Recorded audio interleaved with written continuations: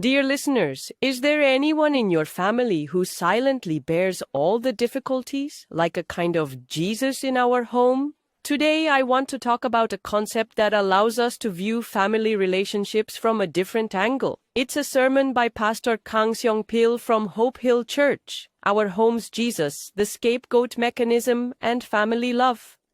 Based on this content, we will take a deeper look at how the scapegoat mechanism operates within the family and why mothers often take on that role.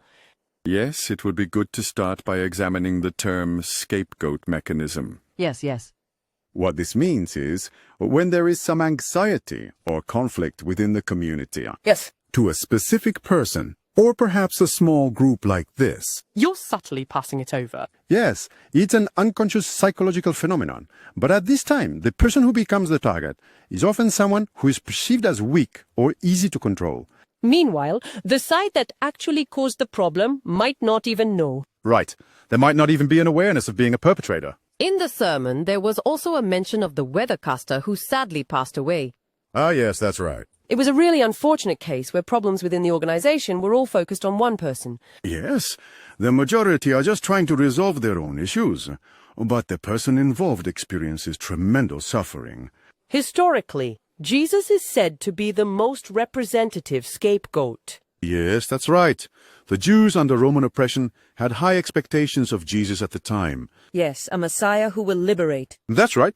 But contrary to their expectations, he only suffered powerlessly. So they were disappointed, and that later turned into anger.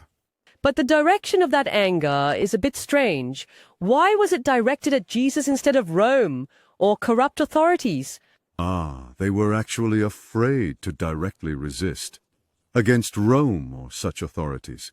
Yes, it is somewhat scary and difficult. That's right. So, they needed to release their accumulated anger and frustration somewhere, and they thought Jesus was the one who wouldn't resist and whom they could control.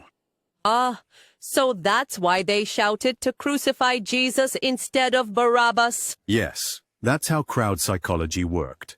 But the core of the sermon seemed to be that this scapegoat mechanism is not just a story from 2,000 years ago, but is still ongoing in our families today. That's right.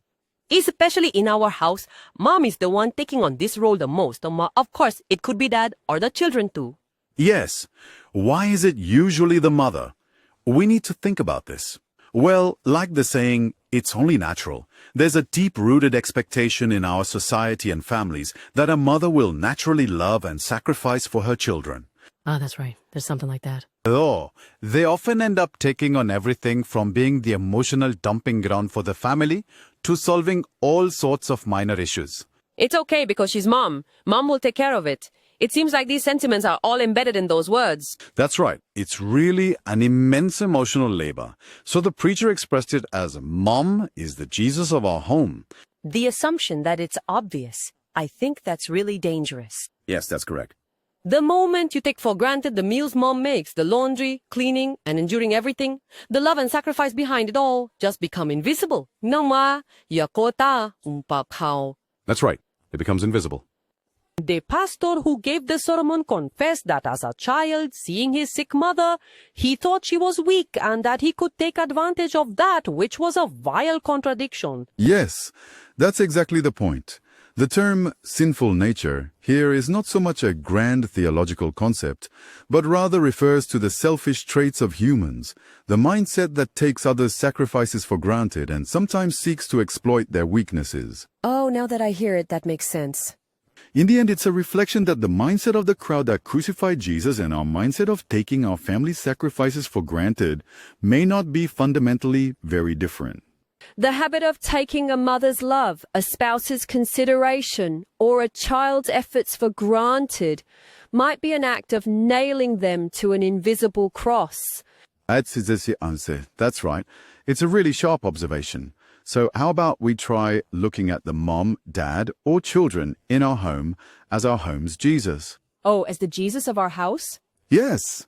Instead of just taking their love and efforts for granted, we should recognize the weight of the life they carry and warmly embrace them.